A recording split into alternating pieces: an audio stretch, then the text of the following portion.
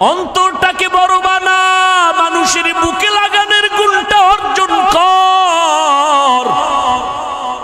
লাথি মারার গুণ তো মদিনার গুণ না, গালি দেওয়ার গুণ তো মদিনার নবীর গুণ না, গালি না দেওয়া মদিনার গুণ। লাথি না দিয়া বুকে লাগাবি মদিনার আদর্শ। এই জমিনে জান্নাতের টিকিট পেয়েছেন 10 জন সাহাবা। আবু বকর জান্নাতের টিকিট পেয়ে মরণ পর্যন্ত শুধু কান্নার আওয়াজ। আমি আল্লাহর আদালতে কেমনে দাঁড়াবো, কেমনে হিসাব দিব। ওমর কাঁদতেছেন, উসমান কাঁদতেছেন, ওই অন্ধকার কবরে আমি কেমনে একা থাকবো। হযরত আলী কাঁদতেছেন, রাতের গভীরে কান্নার আওয়াজ। নবী কান লাগাইয়া নজর করে দেখেন আবু বকর তাহাজ্জুদে কান্না করে। এরে পর্দার আড়ালের আম্মা জানেরা, এরে আম্মা জান, ওই জাহান্নামী নারী এমন কোন গুনাহ নাই করে নাই। রাস্তা দিয়া চলতেছেন, হঠাৎ করে নজর করে দেখে রাস্তার কিনারা একটা কুকুর পানির পিপাসায় জিহ্বা বের করে কাঁদতেছে। জাহান্নামী গুনাহগার নারীটার অন্তরে মায়া হলো, দৌড়াইয়া গেল পানি আনার জন্য, কিন্তু কোনো পাত্র নাই। ওই গুনাহগার নারীটার পায়ে ছিল চামড়ার মোজা, মোজাটা খুলে পানি নিচে হাতের নাগালে পায় না, মাথায় ছিল ওড়না লাগানো। ওড়নার মাথা মোজার সাথে গিরা লাগাইয়া এরপরে পুপের থেকে পানি উঠাইয়া কুকুরকে পান করাইয়া দিল। সাথে সাথে গাইবি আওয়াজ, মদিনার নবী বলেন, ও সাহাবায়ে কেরাম শুনো, এত বড় গুনাহগার বান্দিটা শুধু কুকুরকে পানি পান করাইলো আমার আল্লাহর মোহব্বতের জন্য। পানিটা পান করানোর সাথে সাথে গাইবি আওয়াজ, ও জাহান্নামী গুনাহগার, তোর জীবনের সব গুনাহ মাফ করে দেওয়া হলো। আজ আমার সমাজে হাজারো মুসলমান নামাজ কায়েম করে, নামাজ পড়ে, অথচ গুনাহ ছাড়ে না। নামাজ পড়ে সুদ খায়, নামাজ পড়ে ঘুষ খায়, নামাজ পড়ে বেপরদায় চলে, আছে না নাই? অথচ আল্লাহর ওয়াদা, নিশ্চয়ই মানুষ গুনাহ থেকে বাঁচবে। কেমনে? কয় নামাজ তাকে গুনাহ থেকে বাঁচাবে। ইন্নাস সালাতা তানহা আনিল ফাহশাই ওয়াল মুনকার। কোনো সন্দেহ নাই, সমস্ত পাপের থেকে বাঁচাইয়া রাখার একমাত্র মাধ্যম হলো নামাজ। প্রশ্ন বড় জটিল। মুসলমান আর বেঈমানের ভেতরে ব্যবধান হলো নামাজ। মদিনার নবী বলেন, বাইনাল আবদি ওয়া বাইনাল কুফরি তারকুস সালাহ। মুমিন আর বেঈমানের মধ্যে ব্যবধান হলো নামাজ। বেঈমানেরা নামাজ পড়ে না, মুমিনেরা নামাজ ছাড়ে না। প্রশ্ন বড় জটিল। মুসলমান কেন নামাজ পড়ে না? নামাজিরা কেন গুনাহ ছাড়ে না? মুসলমান কেন নামাজ পড়ে না? নামাজি বান্দা কেন গুনাহ ছাড়ে না? নামাজ পড়বে, গুনাহ থেকে বাঁচবে, কিন্তু নামাজ পড়িয়া মিথ্যা কথা বলবে কেন? নব মুসলিম রহমাতুল লিল আলামিনের হাতে একজন নব মুসলিম নতুন মুসলমান হলো। নবীজি বললেন, ঈমান আনার পর প্রথম দায়িত্ব আপনার নামাজ আদায় করবেন। নব মুসলিম নামাজ আদায় করা শুরু করলো।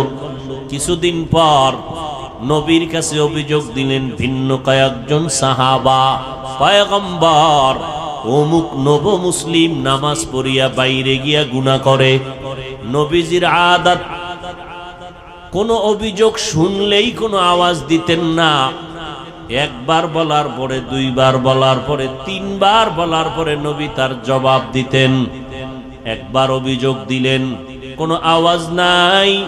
দ্বিতীয়বার আবার অভিযোগ দিলেন, কিছুদিন পরে এবারও কোনো আওয়াজ নাই। এই মোবাইল বড়দোয়া দিব তোদের জন্য, দিলে কিন্তু সাইজ হয়ে যাবে। কারণ আমার আমিন কবুল না হইলেও এই ময়দানে বহু আমিন কবুল হনেওয়ালা লোক আছে।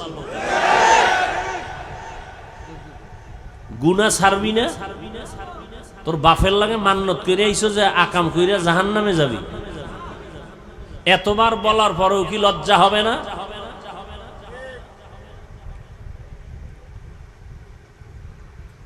ভাইরা আমার, ছোট ছোট বাচ্চার হাতে মোবাইল, এর মা এর বাবা বলে দায়িত্বশীল মা বাপ, সন্তানকে ধ্বংস করার জন্য আর কি দরকার? আল্লাহ সবাইকে হেদায়েত দান করুন। পয়গম্বরকে তৃতীয়বার যখন অভিযোগ দিলেন, নবমুসলিম নামাজ পড়ে বাইরে গিয়া গুনার কাজ করে, অভিযোগটা কতবার হলো বলেন? নবী এবার জবাব দিলেন, লম্বা চওড়া কথা না, নবীজি কথা বলতেন সংক্ষেপ, তার ব্যাখ্যা হতো অনেক বড়। নবী অল্প কথায় বলে দিলেন, সাহাবায়ে কেরাম কিছুই বলবেন না, তার নামাজ যেদিন ঠিক হয়ে যাবে সেদিন সে গুনাহমুক্ত হয়ে যাবে। মকুন সুসুতি নামাজে পাঞ্জে গানা, ফাওয়াইলুল লিল মুসাল্লিনাল্লাযীনা মুমিনারা ইনামাজ ইমদাদ দা ইস্তাঈনু আয়াতে কুরআন বাখা আয়াতে কদ আফলাহারা ইয়াদকুন গৌর কুন্দর মানি আজ দিল সাদেকুন। ভাইরা আমার, নবী জবাব দিলেন অল্প কথায়, যেদিন নামাজ ঠিক হবে সেদিন গুনাহমুক্ত হয়ে যাবে। তাহলে নামাজ পড়িয়াও গুনাহ করে, কারণ কি বুঝলেন? কি বুঝলেন কারণ? নামাজ ঠিক হয় নাই। জমিনের মধ্যে সর্বশ্রেষ্ঠ জায়গা মসজিদ। قال النبي صلى الله عليه وآله وسلم أحب البلاد إلى الله مساجدها وأبغض البلاد إلى الله أسواقها। পয়গম্বর বলেন, জমিনের মধ্যে শ্রেষ্ঠ জায়গা হলো মসজিদ, আর সব থেকে খারাপ জায়গা হলো বাথরুম। কি ঠিক? বাথরুম কি? বাজার। নবী বাথরুম রে খারাপ না বলে বাজারকে খারাপ কেন বললেন? এর একমাত্র কারণ, মানুষ বাজারে গিয়া যেই পরিমাণ গুনাহ করে ফেলে ওই পরিমাণ গুনাহ বাথরুমে হয় না। উত্তম জায়গা আল্লাহর ঘর, যেখানে সেজদা দেয় মানুষ সেখানে কম যায়, বাজারে বেশি যায়। মনে হয় জানো গোপনে ইশারায় বলতে থাকে, নবী কথাটা মনে হয় ঠিক বলেন নাই। নবী যদি আমগো মনের মতো বলতেন, খারাপ জায়গা হলো মসজিদ, ভালোটা হলো বাজার। মানুষ বাজারের মধ্যে সময় বেশি কাটায়, মারপিট আর রং তামাশা সেখানে বেশি হয়। এবার বলবেন বাজারে তো নবীও যাইতেন, আমরা হুজুরেরাও তো বাজারে যাই, ব্যবসা করি। আবু বকর ব্যবসা করেছেন, আমাদের মাযহাবের ইমাম আবু হানিফা রাহমাতুল্লাহ আলাইহি ব্যবসা করেছেন, বাজারে যাইতেন সব নবীরা, সব আল্লাহওয়ালারা। এরপরও কেন বাজারকে খারাপ বললেন? বাজারে যাইতে নিষেধ নাই ও বান্দা, বাজারে গিয়া গুনাহ করা তোমার জন্য নিষেধ।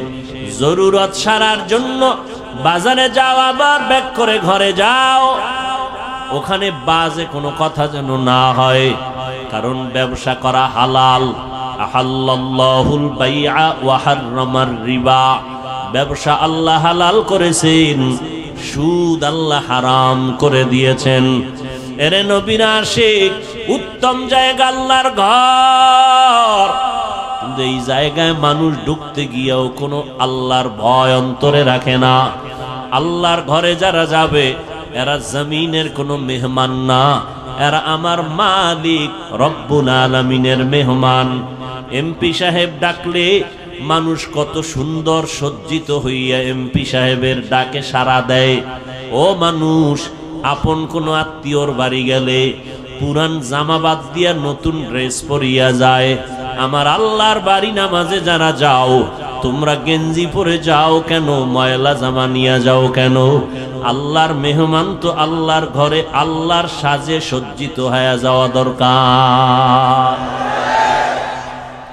সেখানে গেঞ্জি পরে যায়, টুপি নাই, জুতা নাই, আবার গেঞ্জির ভিতরে কত বাঘ ভাল্লুক বানরের ছবি, আবার কত ইংরেজি লেখা আছে না নাই? এই হলো নামাজের হালাত। হ্যাঁ, সবার শেষে যায় আবার সবার আগে বের হয়। 5 বেলার নামাজ তো নাই, ওই জুমার দিন যায় তাও সুন্নতের খবর নাই। সালামের পরে 2 রাকাত ইমাম সালাম দিল, বের হয়ে চলে গেল। জুমার সময় এত মানুষ, এরা ফজরেও নাই আবার আসরেও নাই। এই নামাজ দিয়া মানুষ গুনাহ থেকে ফিরবে না। আল্লাহর নবী বলেন কিয়ামতের দিন এই নামাজি তাকে জাহান্নামে নিয়ে যাবে। আল্লাহ তাআলা বলেন আমি মানুষকে একটা কাজের জন্য বানাইছি, ইবাদত। ইবাদত হবে নবীর তরিকায়। সীমানা কত দূর? বলে তোমার জিন্দেগি যেখানে যেখানে যাবে সেখানে ইবাদত। ইবাদতটা নবীর তরিকায় হবে, শুধু জিকির করা ইবাদত না। ও বান্দা, তুমি খানা খাইবা ইবাদত, তুমি খানা খাইবা না তাও ইবাদত। খানা সামনে রেডি, পেটের ভেতরে ক্ষুধা, ইফতারির টাইম বাকি আধা ঘন্টা, ক্ষুধাও আছে, খানাও সামনে আছে হালাল। রোজাদার খাইবেনি কেন? এই সময় খানা খাওয়াটা তোমার জন্য আল্লাহর বিধানে নাই, না খাওয়াটা ইবাদত। খানা হালাল কিন্তু খাওয়া কিনা ইবাদত না। রোজার হালাতে তোমার সামনে খানা, পেটেও ক্ষুধা, তারপরও খাওয়া যাবে না, কারণ আল্লাহর বিধানে নাই, নবীর তরিকায় নাই। এই সময় খানা ক্ষুধা থাকলেও খাওয়া যাবে না, না খাওয়া ইবাদত। নামাজ পড়ো ইবাদত, নামাজ না পড়াটাও ইবাদত। রোজা রাখা যেমন ইবাদত, একটু আগেই কিন্তু জবাব দিয়েছি রোজা না রাখাটাও ইবাদত। ঈদের দিন রোজা রাখা ইবাদত নাকি রোজা না রাখা ইবাদত? সূর্য যখন ডুবে, সূর্য যখন উঠে, তখন নামাজ পড়া ইবাদত নাকি না পড়া ইবাদত? ভাইরা আমার, নামাজ পড়া যেমন ইবাদত, না পড়াটাও ইবাদত। সব হতে হবে আল্লাহর জন্য, মদিনাওয়ালা নবীর তরিকায়। কিন্তু বড় দুঃখ, আল্লাহকেও চিনি না, মদিনাওয়ালা নবীর আদর্শ তরিকাও চিনি না। এখন আমরা কেমনে ইবাদত করব, সিস্টেম কেমনে জানবো? মদিনার নবী এক ঠিকানা দিয়া গেছেন, ওই ঠিকানায় গেলে ইবাদত শিখবা, তরিকাও পাইবা। ওই ঠিকানার নাম হলো উলামায়ে আহলে হকের সোহবত। ইলমে রা'জাজু করদান বেহিসাব, খলকে রাদাদান জওয়াবে বাসওয়াব, হক না দারাত দোস্তে খলকা জারেরা, নিস্তে ই খসলত একে দিনদারেরা। আল্লাহর জন্য ইবাদত করো, অল্প হলেও নাজাতের জন্য যথেষ্ট। আল্লাহ বেশি আমলের জন্য তোমাকে টাইট করেন নাই, তাকিদ দেন নাই, বরং আল্লাহ কোরআনের এক জায়গায় বলেন আল্লাযী খালাকাল মাউতা ওয়াল হায়াতা লিয়াবলুয়াকুম আইয়ুকুম আহসানু আমালা। আমি তোমাকে জমিনের মধ্যে পাঠাইছি পরীক্ষা করে, যাচাই করে দেখব কারা উত্তম আমল করে। আকসারু আমালা বলেন নাই, আহসানু আমালা। বেশি আমল আল্লাহ চান না, আল্লাহ চান অল্প আমল, তবে আমলটা হতে হবে আল্লাহর জন্য। ইবাদত কার জন্য? মা খালাকুতুল জিন্না ওয়াল ইনসি বাখা জুজ ইবাদত নিস্তে মাকসুদ আজ্জাহা। আল্লাহর এক বান্দি, নারী না পুরুষ? আল্লাহ তাআলার এক বান্দি, এমন কোন গুনাহ নাই করে নাই,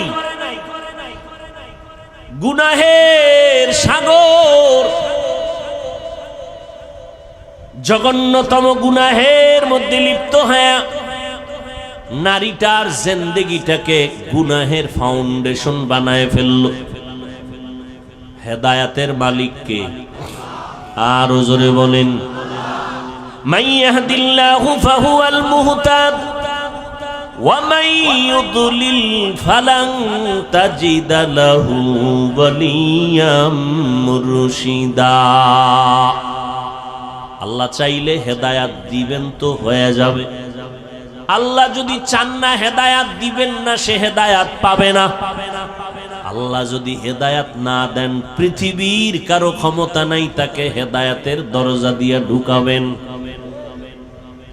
ভাইরা আমার, আমার নবী যার কোনো তুলনা নাই, যেই নবীর মতো নবী নাই। কেমন নবী আমার, যে নবীর চেহারা মোবারকে একটা নজর দিলে দীর্ঘদিনের ক্ষুধা নিবারণ হয়ে যায়। আরো আস্তে করে বলেন, কেমন নবী আমার। কপাল বড় খারাপ, আমরা সেই নবীরে চিনলাম না, বহু বিধর্মীরা চিনে চিনে আজ কালেমা পড়েছি। মুসলমানের ঘরে জন্ম নিয়া নবীকে চিনলি না রে যুবক। যদি নবীকে চিনতে রে বাবা, ওই নবীর আদর্শ জবাই করতা না, বেঈমানের পা চাটা গোলাম হইতা না। কেমন মায়ার নবী আমার, 23 বছরে এমন এক আদর্শ নবী রেখে গেলেন, কিয়ামত পর্যন্ত নতুন কোন আদর্শের প্রয়োজন হবে না। আমার নবীর আদর্শই পাওয়ারফুল এবং পারফেক্ট, কিয়ামত পর্যন্ত কোনো সংশোধনী লাগবে না। যদি কোনো মুনাফিক আওয়াজ দিয়ে কয় সেই 1500 বছর আগের ইসলামটাকে একটু মডিফাই করা দরকার, সেই মুহাম্মদের 1500 বছর আগের পুরানো আদর্শ একটু চেঞ্জ করা দরকার, জুতা হাতে নিয়ে জানায় দাও রে বেঈমান, তোর বিবেকটাকে পরিশুদ্ধ করা লাগবে, চেঞ্জ করা লাগবে। মুহাম্মদের আদর্শ কিয়ামতের আগে চেঞ্জ করার প্রয়োজন হবে না। এই কোন ইহুদি, কোন খ্রিস্টান, কোন হিন্দু, কোন বৌদ্ধ, কোন বিধর্মী আজ পর্যন্ত বলার সাহস পায় নাই মুহাম্মদের আদর্শকে চেঞ্জ করো। কে পেয়েছে? ইসলামের ব্যানারওয়ালা একদল মুনাফিকরা বলে 1500 বছর আগের সেই ইসলামকে মডিফাই করা দরকার।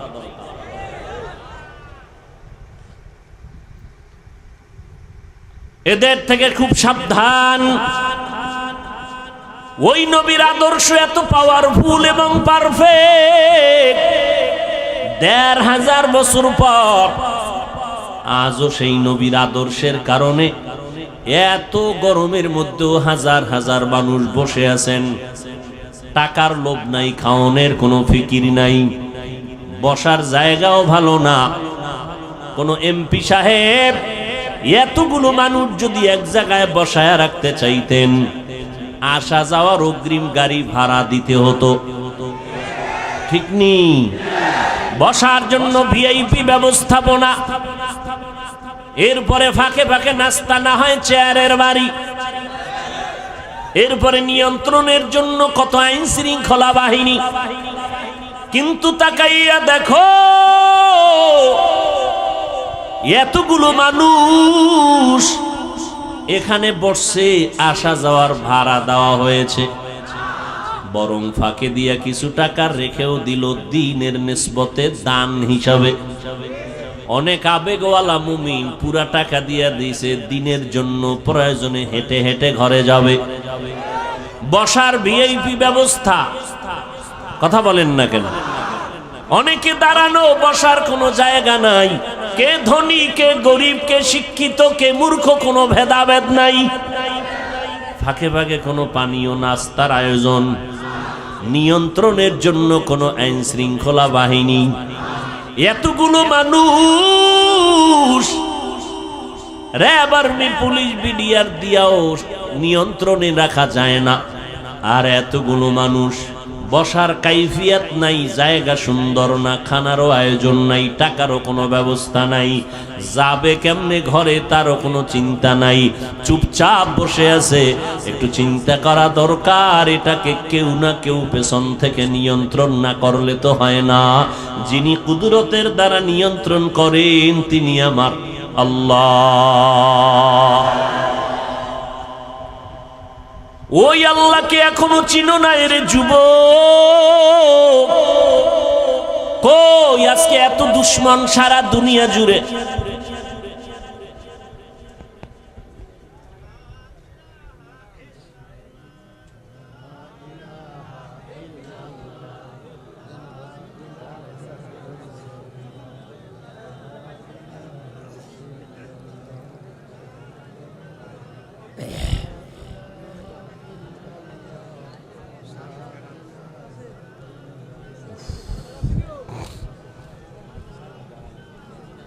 অন্ধকারে পালায় রওনা দিয়েছেন, হাসেন আবার। আমার তো লজ্জা লাগে যে আপনার অন্তরে ভয় আসলো না, অন্ধকারে পালায় যাবেন, এটা কোন অভ্যাস? ঠিক বে ঠিক বুঝে বইলেন, বদনাম কিন্তু আপনাদেরই। ভাইরা আমার, সারা পৃথিবী জুড়ে এত দুশ্মন, ইহুদি বেঈমান সব বিধর্মীরা চায় কোরআনের আওয়াজ বন্ধ হয়ে যাক, মাদ্রাসা বন্ধ হয়ে যাক, ওয়াজ মাহফিলের মাইকের আওয়াজ বন্ধ করো, শব্দ দূষণ। এইভাবে যুগে যুগে ওরা ষড়যন্ত্র করলো, হাজারো মাদ্রাসা বন্ধ করে দিল, আলেমরে জবাই করলো, ফাঁসির মঞ্চে ঝুলাইলো। এখনো অপচেষ্টা কম করে না কোরআনের আওয়াজ বন্ধ করার জন্য। অথচ আমরা তাদের বিরোধী শক্তি না, আমরা বিরুদ্ধে বলি না।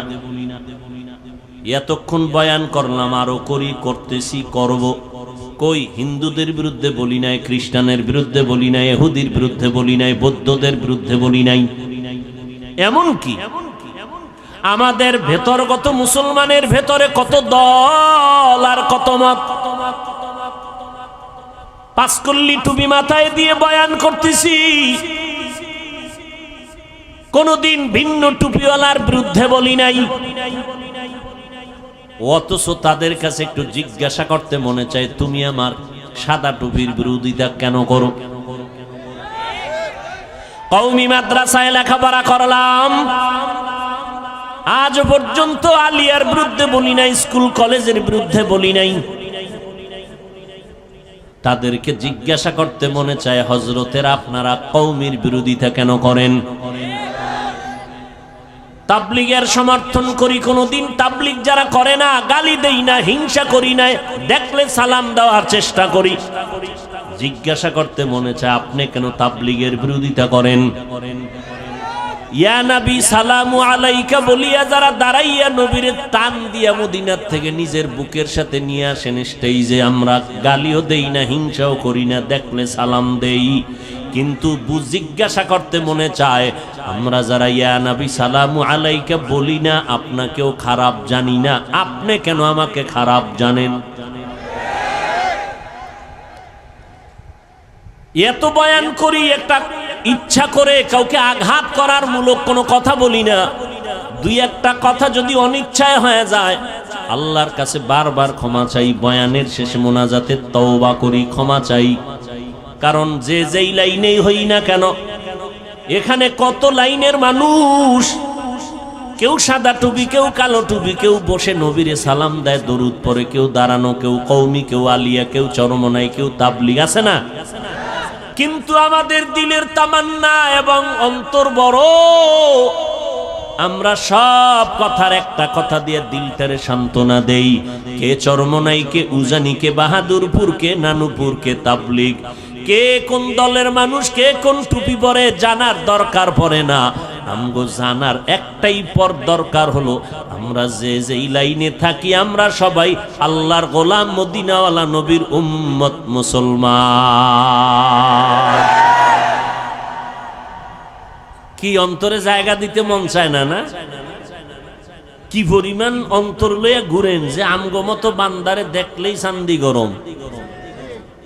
কি অন্তর এত ছোট কেন? পুঁটি মাছ খান না? বড় মাছ খাবেন, মাছের মাথা খাবেন, দিল বড় হবে। আমি পাঁচকল্লি মাথায় দিয়ে আপনাকে তো গালি দিই না, আপনার গালি কেন? ও গালি দেওয়া সুন্নত না? কি আপনার পীর সাহেবের সুন্নত না মদিনার সুন্নত? এরে যুবক, অন্তরটাকে বড় বানা, মানুষের বুকে লাগানোর গুণটা অর্জন কর। লাথি মারার গুণ তো মদিনার গুণ না, গালি দেওয়ার গুণ তো মদিনার নবীর গুণ না, গালি না দেওয়া মদিনার গুণ। লাথি না দিয়া বুকে লাগাবি মদিনার আদর্শ। যদি বান্দার দিলটা নরম থাকে, আলহামদুলিল্লাহ। গরম থাকলে বেশি বেশি রোজা রাখো, মদিনার নবীর উপরে দরুদ পড়ো, দিল ঠান্ডা হয়ে যাবে। দরুদ পড়লে কি জেলাভি লাগবে? এটা কোন কথা? হাঁটতে, চলতে, উঠতে, বসতে সব সময় নবীর দরুদ পড়ো। দরুদ কম হবে না বেশি? দরুদ পড়লে কি দাঁড়াইতে হইব? তাহলে ঘুমাবাও দাঁড়াইয়া। কেউ যদি বিছানায় শুয়া শুয়া দরুদ পড়ে, সওয়াব হবে না গুনাহ? যত পারো দরুদ পড়ো। এরপরেও মা বাবা সন্তানের মাঝে ঘরের ভিতরে তর্ক হয়নি। এই যুবকেরা সোজা হ, দিল সোজা কর, তোর মাথা সোজা করতে কই নেই। ঘরের ভিতরে সন্তান মা বাবার ভেতরে, ঘরের ভেতরে বসে তর্ক হয়নি। তর্ক হইলে কি সন্তানেরা ফেসবুকে লেখে বাবার বিরুদ্ধে, মায়ের বিরুদ্ধে, মাইক লাগায়। তা চারদিকে দুশ্মন আর দুশ্মন, ক্যামেরা ফিট করা সাংবাদিক, গোপন হলুদ সাংবাদিক, দোষ পাইলে তিলেরে তাল বানাবে। আমরা বিতর্গত যদি টুকটাক দ্বন্দ্ব হয়, এটা ফেসবুকে লেখো কেন? ও, তোমার লজ্জা নাই এই কারণে? তো লজ্জাপতি গাছ আছে আমগো কুয়াকাটা আছে, হ্যাঁ, এই গাছের শিকড় খাও দুইয়া দুইয়া। পয়গম্বর বলেন, লা ঈমানা লিমান লা হায়া আলা। আল্লাহর কসম, আমার সোনার বাংলাদেশে নাস্তিক আছে হাতে গোনা কয়েকটা, বেশি। মাদ্রাসা কম। পীর মুরিদি, মুসলমান, মসজিদ, আলেম ওলামা, ছাত্র। আমাদের সামনে কথা বলতে হলে তো অনুমতি নেওয়া দরকার ছিল, কথা ঠিক না? আমরা কেন দুর্বল? একমাত্র কারণ আমাদের ভেতরে একতাবদ্ধতা নাই। এটাই ইহুদির চূড়ান্ত slogan, divided and rule policy. একটা জাতিকে ধ্বংস করে দেওয়ার জন্য দলে দলে বিভক্ত করে দাও। আর না, আজকে আমরা যদি আল্লাহর গোলাম, রসুলের উম্মত, মদিনার নবীর আশেক মুসলমান হিসাবে এক ব্যানারে থাকতাম, এই সোনার বাংলায় টুপিওয়ালাদের সামনে কথা বলতে হলে অনুমতি নিতে হতো। কিন্তু টুপিওয়ালার বিরোধিতা হিন্দু করবে কখন? তুমিই তো করতেছো। ইমামের পিছনে নামাজ পড়া বাইরে গিয়া ইমামের বিরোধিতা করে, এরকম মুসলমান আশেক নাই? কিতনা বড় নিমক হারাম। আবার বাবায় মরলে কয়, হুজুর আইয়েন একটু দোয়া ভরেন। আছে না নাই? আল্লাহ হেদায়াত দান করেন। ও যুবক, তুমিও মুসলমান, আমিও মুসলমান। তোমার আল্লাহ আমার আল্লাহ আলাদা না, এক। তোমার নবী আমার নবী এক, তোমার কোরআন আমার কোরআন এক, তোমার কাবা আমার কাবা এক, তোমার ধর্ম আমার ধর্ম এক। তুমি আমি দুনিয়াতে আসছি এক। নাকি লঙ্গি ভরে আসছো? বিদায় বেলাও সিস্টেম হবে এক। কাফন হবে কয়টা? কথা কয় না। কালার হবে আলাদা। তাবলিগলাদের কাফনের কালার আলাদা। এই দেশে নামদারি সুন্নি যারা, তাদের কাফনের কালার হবে আলাদা, কালো। কাফনের সংখ্যা 3টে, কালারও সবার এক। কে তাবলিগ, কে চরমনাই, কে ওয়াহাবি, কে সুন্নি, কে কওমি, কে আলিয়া, কে আওয়ামী লীগ, কে বিএমপি, কে এমপি, কে মন্ত্রী, কে ধনী, কে গরিব, কে মাওলানা, কে মুফতি, কে বক্তা, কে শ্রোতা। কাফনের ভিতরে যেদিন ঢুকবি সেদিন দেখবি বাহাদুরি আর সে। কাফনের উপরে লেখা থাকবে পিসা হুজুরের লাশ। হ্যাঁ, শেষ বাহাদুরি, সব শেষ। কাফনে ঢুকছো, কার লাশটা ফকিন্নির, কারটা ধনির, কোনো লেখা আছে? এবার কবরের সাইজও হবে এক। কবরের মধ্যে রেখে মাটি পাড়াইয়া দিবে, শুধু পীর সাহেবের সাথে একটা মাইক লাগানো থাকবে, টেলিফোনের যোগাযোগ করবে। কবরের ভিতরে একটা ব্লুটুথ সিস্টেমের মেশিন থাকবে যোগাযোগের জন্য। হ্যাঁ, সব কবরের সাইজও সমান। মাটি দিয়া যখন সবাই বিদায় হবে, 2জন ফেরেশতা সবার কবরে আসবে। পীর সাহেবের যেই প্রশ্ন করবে, মুরিদেরও সেই একই প্রশ্ন করবে। হিন্দু বৌদ্ধ খ্রিস্টান সবার বেলায় প্রশ্ন 3টা, সব একই প্রশ্ন, কমন প্রশ্ন। রবের পরিচয় দাও, ধর্মের পরিচয় দাও, রাহমাতুল লিল আলামিনের পরিচয় দাও।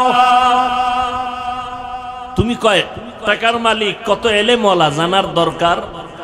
প্রশ্ন 3টা। পরীক্ষা চলতেছে না ছেলেরা এখন? ও যুবক, দুনিয়ার পরীক্ষার প্রশ্নপত্র ফাঁস হইয়া গেলে আগুন জ্বলে সবার অন্তরে। প্রশ্নপত্র ফাঁস হয়ে গেল, পরীক্ষার মান দুর্বল হয়ে গেছে। আমার মাওলার সিস্টেমটা কি তাকায় দেখ রে যুবক। আমার আল্লাহ কবরের 3টা প্রশ্ন ফাঁস করে দিলেন। 3 প্রশ্ন সবাই জানায় দিলেন, আল্লাহ জানায় দিলেন। ও হিন্দু, তোমারও 3 প্রশ্ন, মুসলমান তোমারও 3 প্রশ্ন। প্রশ্ন 3টাই সমান। জানাইয়া দেওয়ার পরেও যদি কবরে গিয়া জবাব দিতে না পারো, একটু চিন্তা কর ফিডার ওজনটা কত কঠিন।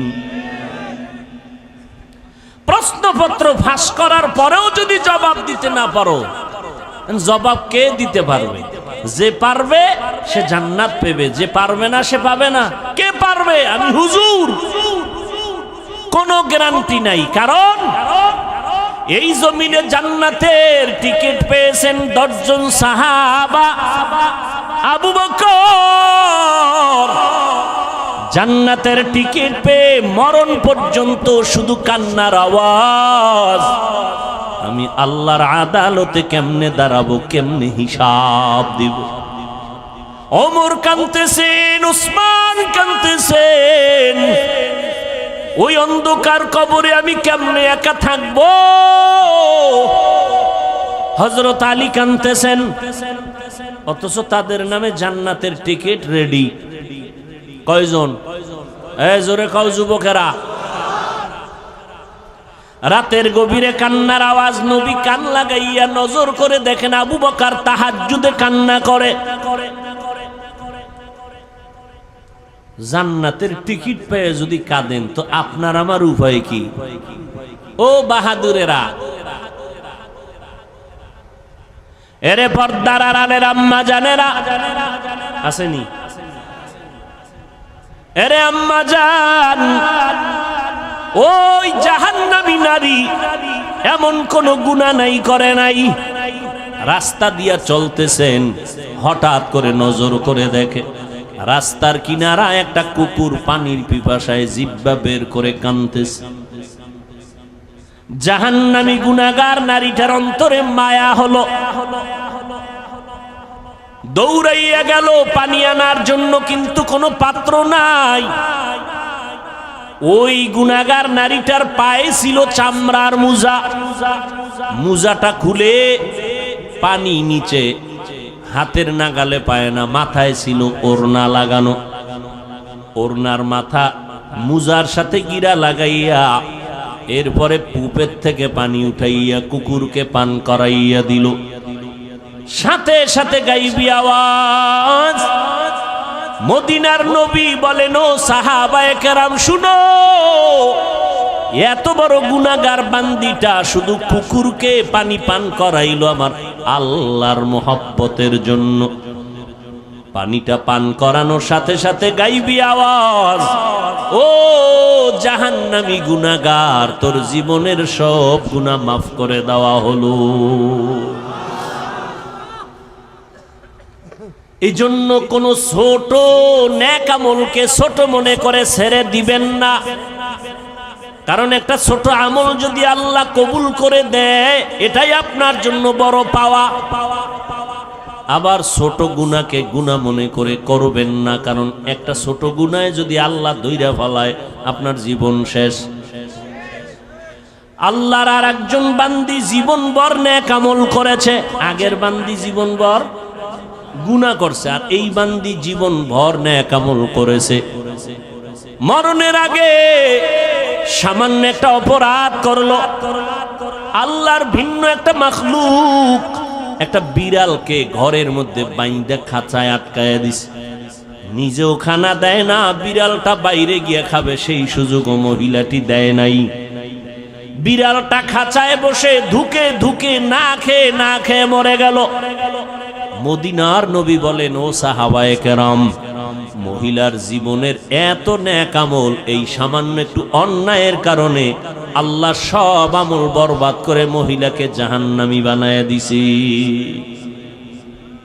একটা বিড়ালকে কষ্ট দিলে যদি এই অবস্থা হয়, ও মানুষ, তুমি মানুষ হইয়া মানুষকে কিভাবে কষ্ট দাও?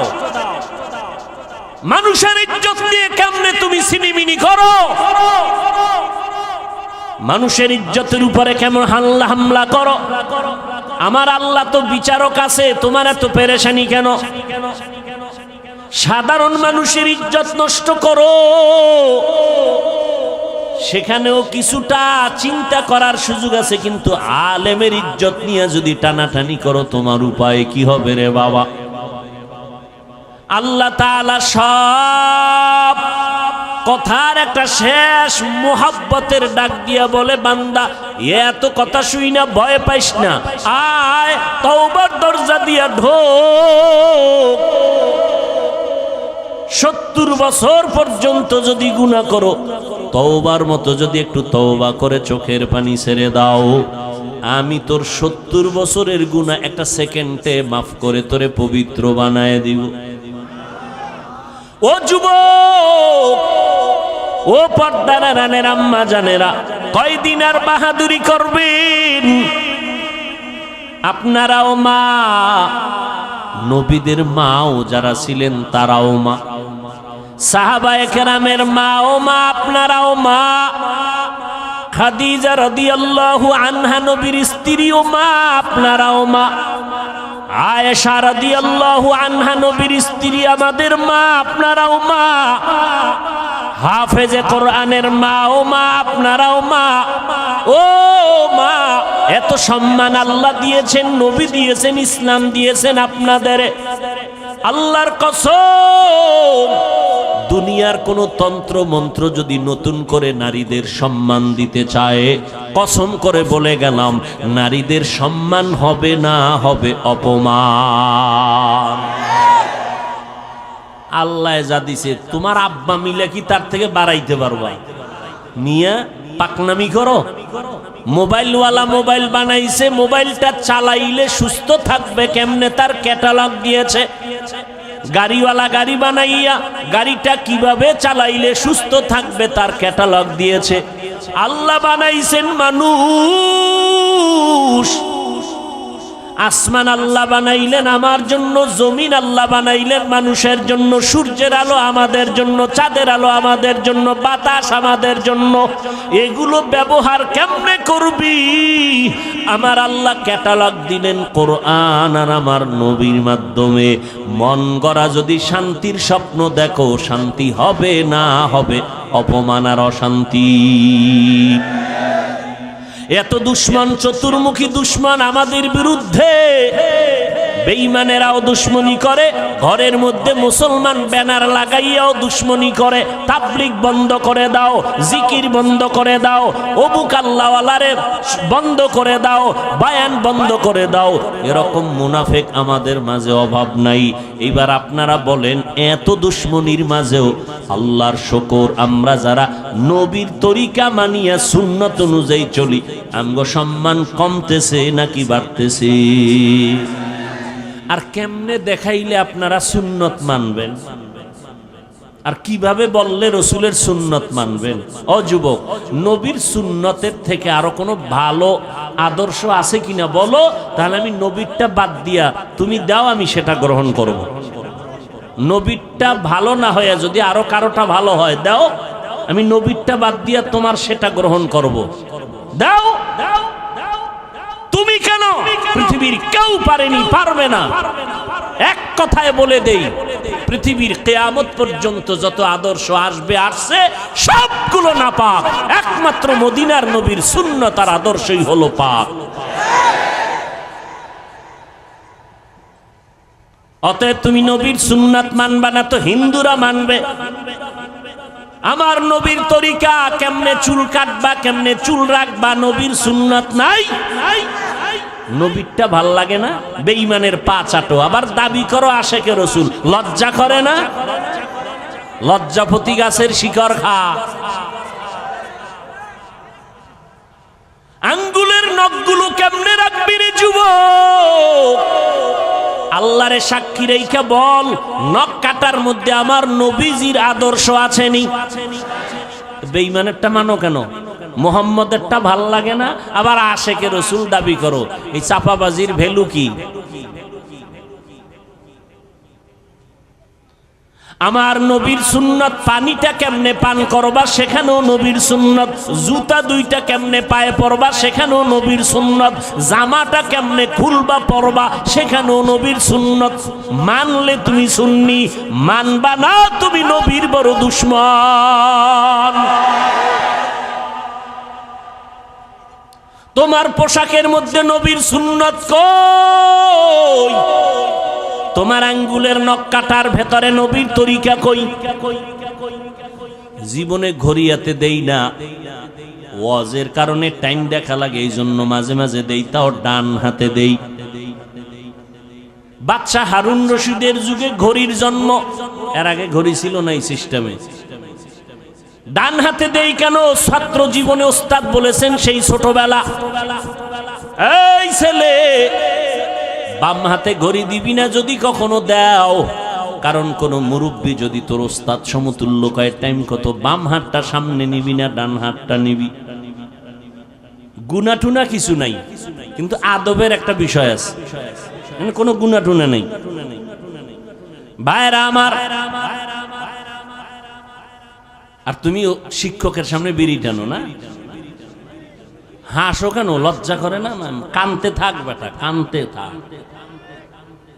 শিক্ষকের সামনে বিড়ি টানে, মোবাইলে কথা বলে, আরো কত অপরাধমূলক কাজ করে, কোনো সীমা নেই। এখনো এত বড় বক্তা হইয়াও চেষ্টা করি ওস্তাদ পাইলেই জুতা দুইটা হাতের মধ্যে নিয়ে টানি। মা বাবার জুতা এখনো ধুইয়া দেই। কি শিখেছ? আদব কি শিখেছ? রাস্তা দিয়ে হাঁটলে কোনো মুরব্বির পাশে যদি থাকি, সূর্যের ছায়া পড়লে চেষ্টা করি আমার ওই মুরব্বির ছায়ার উপরে যেন আমার পাও না পড়ে। এটা গুনাটুনা কিছু না, যত আদব দেখাবো তত আল্লাহ খুশি হবেন। আর মায়ের সামনে বাবার সামনে মোবাইল চালাও, টেলিভিশন দেখো, নাচ গান দেখো, লজ্জা করে না? ঘড়িটা হাতে দিয়া বাম হাতে দৌড়াও, বান্ধবী নিয়ে আড্ডা দিতেছো, মা বাবার সামনে লজ্জা করে না? কয় কিসের লজ্জা, আব্বা আম্মাও তো এই পথের যাত্রী।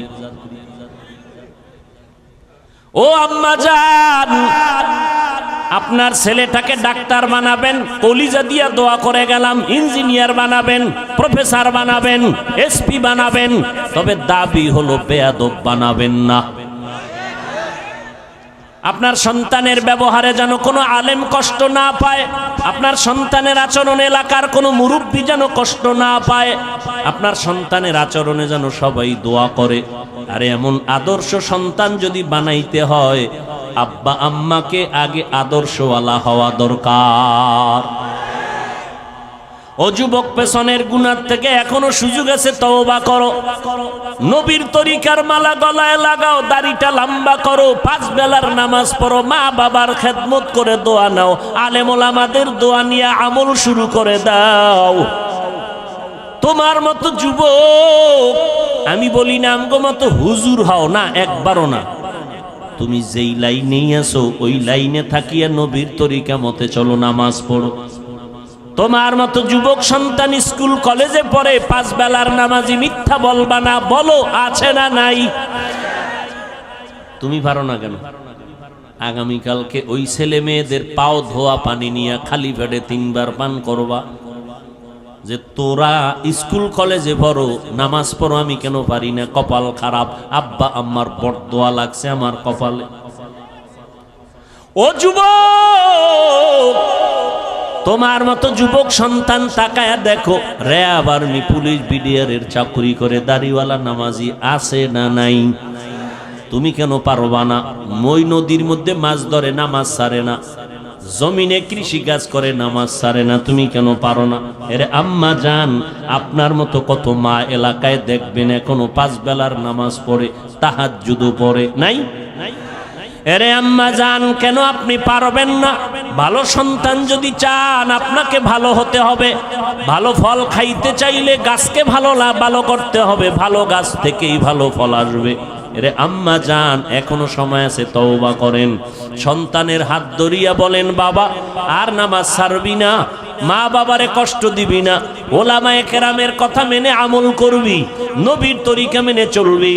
তোরে আমি আদর্শ ডাক্তার বানাইয়া যেতে চাই, তোকে আমি আদর্শ ইঞ্জিনিয়ার বানায় যেতে চাই। আমি মরিয়া গেলে তুই কোরআন পড়ে পড়ে দোয়া করবি আর মানুষের ডাক্তার হয়ে সেবা করবি। আল্লাহর কাছে দোয়া করেন, তওবা করেন। ও যুবক, আল্লাহর কাছে তওবা করো।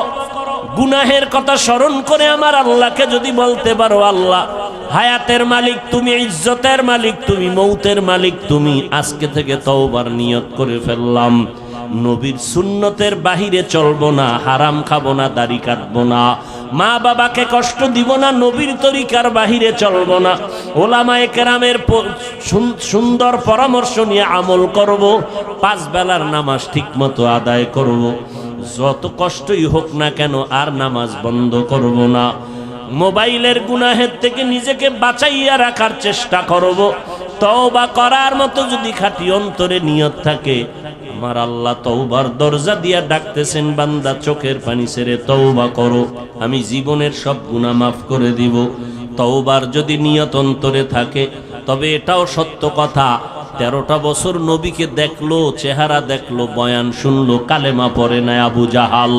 আর ওমরের মতো বান্দা নবীর গর্দান কাটার জন্য আসিয়া কালেমা পড়ে মুসলমান হয়ে গেল।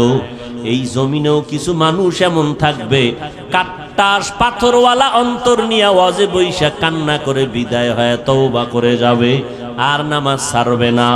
আবার ওই আবু জাহালের মতো পাথরওয়ালা অন্তর, হাজারো বয়ান শোনার পরেও সে কখনো তওবার নিয়ত করবে না। মন শয়তানের ধোকায় পড়ে বলবে, এত ইবাদত করে কি লাভ, এত সুন্নাত মানিয়া কি লাভ, কপাল পোড়া হইয়া আবার ওয়াজের প্যান্ডেল থেকে বিদায় হবে। তবে যাদের অন্তর তৈরি হয়ে গেছে তওবা করার জন্য, গলায় ছুরি আসলে মরে যাবে আর নামাজ ছাড়বো না, বেপরদায় চলবো না, দাড়ি কাটবো না, মা বাবারে কষ্ট দিব না, নবীর তরিকার বাহিরে চলবো না, ওলামায়ে আহলে হকের পরামর্শ নিয়ে চলবো। তওবা করার মতো যদি কারো নিয়ত হয়, খাঁটি তওবার নিয়তে 2টো হাত আমার আল্লাহকে দেখাইয়া দাও। আয় আল্লাহ হাতগুলো কবুল করে নেন, তওবা কবুল করে নেন, তওবার উপরে মজবুত হইয়া চলার মতো তৌফিক দান করেন। আমিন। আলহামদুলিল্লাহি রাব্বিল আলামিন। والصلاة والسلام على سيد الأنبياء والمرسلين وعلى آله وأصحابه أجمعين يا أرحم الراحمين يا أرحم الراحمين يا أرحم الراحمين رب ارحمهما كما ربياني صغيرا اللهم إنك عفو كريم تحب العفو فاعف عنا اللهم إنا نسألك رضاك والجنة ونعوذ بك من سخطك والنار اللهم إنا نعوذ بك من البرص والجنون والجذام وسيء الأسقام উদয়ার মালিক গুনাহের বোঝা নিয়ে আপনার দরওয়াজায় হাজির। দুনিয়াতে যেদিন আসছিলাম কত পবিত্র, মা বাবা কত আনন্দ করেছিলেন। আজ শয়তানের ধোকায় পড়ে সেই জীবনটাকে গুনার দ্বারা নাপাক করে ফেলেছে। গুনার কারণে আমার হাত নাপাক, আমার চোখ নাপাক, আমার জিহ্বা নাপাক, আমার নাক। আয় আল্লাহ, তওবার নিয়তে হাত তুলিছি, আর গুনাহ করব না রে আল্লাহ। মেহেরবানি করে আমাদের জীবনের গুনাহগুলো মাফ করে দেন আল্লাহ। সারা দুনিয়াবাসীকে মাফ করে দেন, পর্দার আড়ালের মা বোনদের মাফ করে দেন আল্লাহ। সুন্নাতওয়ালা জিন্দেগি আমাদের দান করেন। আয় আল্লাহ, সারা দুনিয়াবাসীকে মাফ করে দেন। বাংলাদেশ শান্তির দেশ বানায় দেন। প্রশাসনিকভাবে যারা কাজ করে দিনদার বানায় দেন। জনপ্রতিনিধির দায়িত্ব যারা পালন করে দিনদার বানায় দেন।